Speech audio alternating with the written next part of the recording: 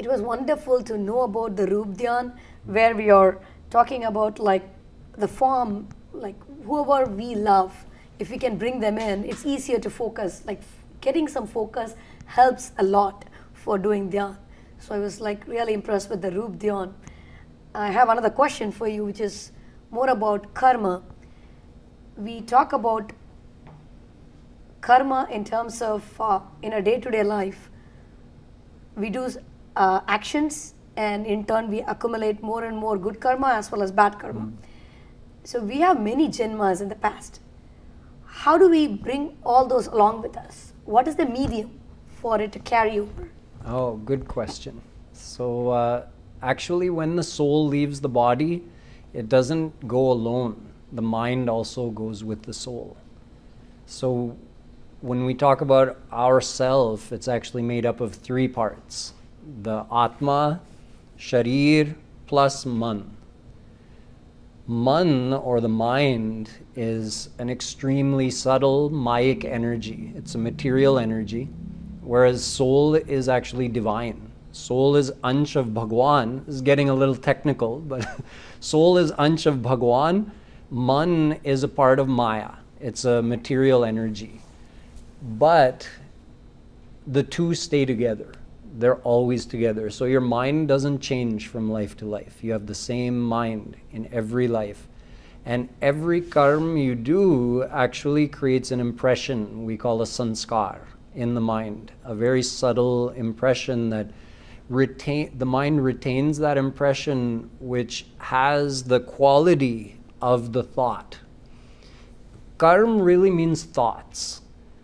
A karma may be expressed physically, but the force behind it is the thought. It may be expressed verbally, but the force behind it is the thought. So that thought creates the impression.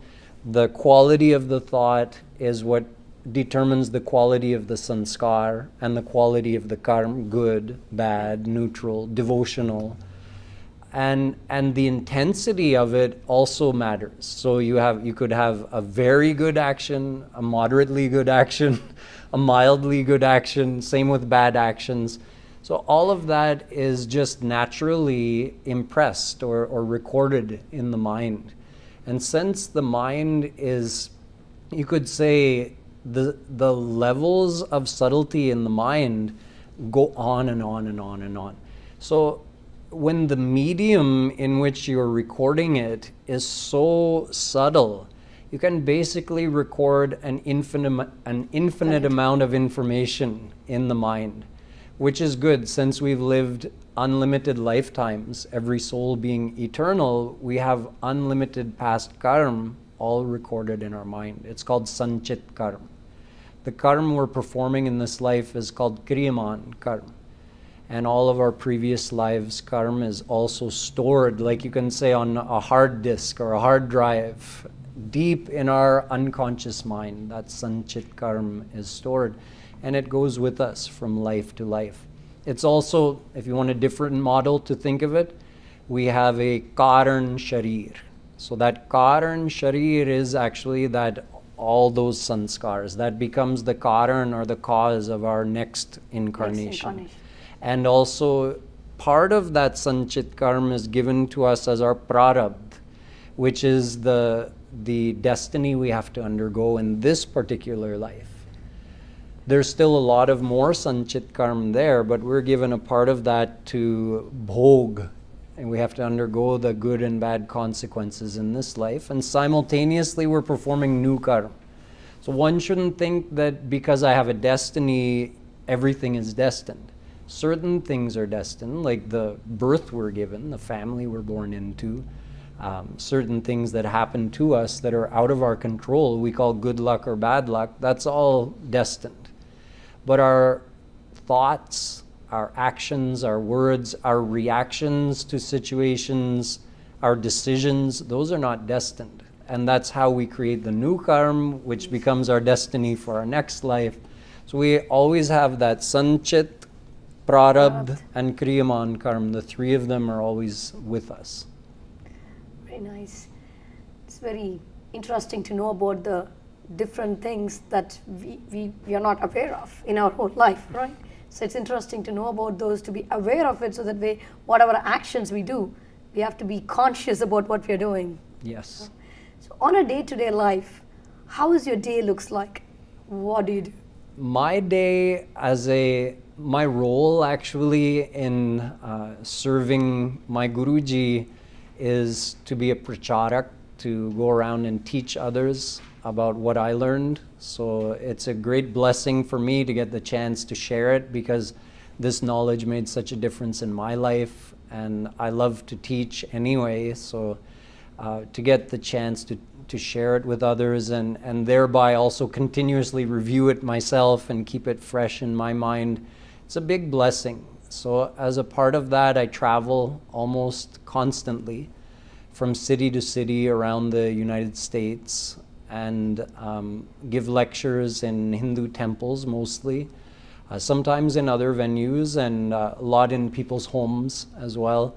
And I pretty much stay in a different home every night. So that's part of my role as well, is to stay with people and give them a chance to ask questions, and maybe hopefully inspire them on their spiritual path, teach them ways that they can integrate spirituality into their daily life.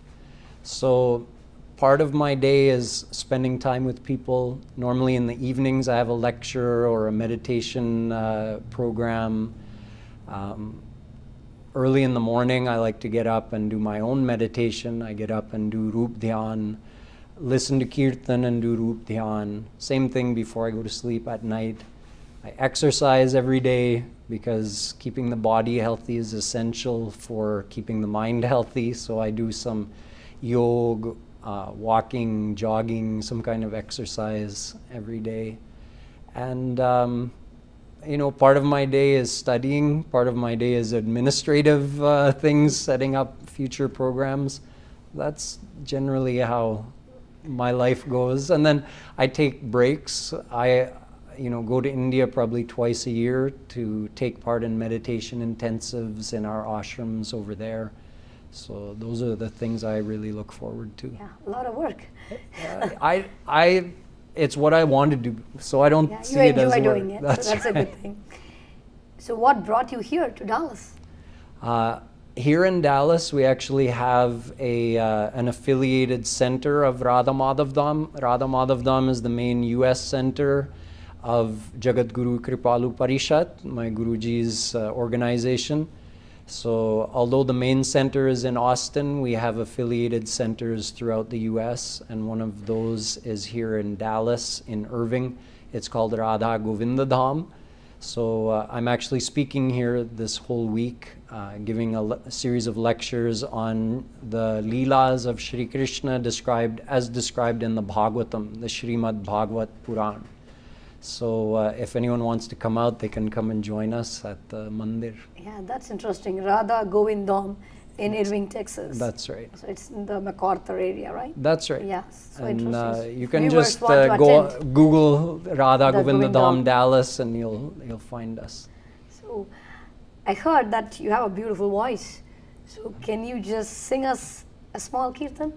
Sure. I can sing a couple lines of a bhajan composed by my Guruji, a simple Radhe Govinda.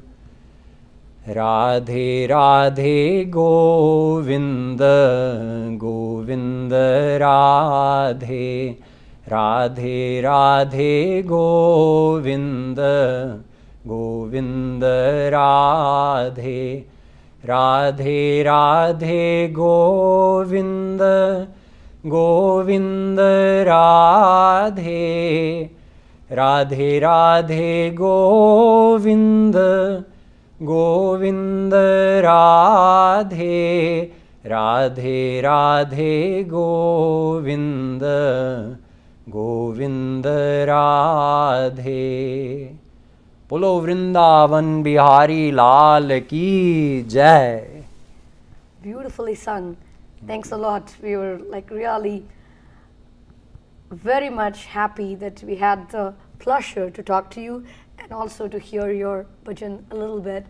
So our viewers can definitely go to Radha Govindam in Irving, Texas to enjoy more of Swamiji's lectures and probably his bhajans too. Thank you.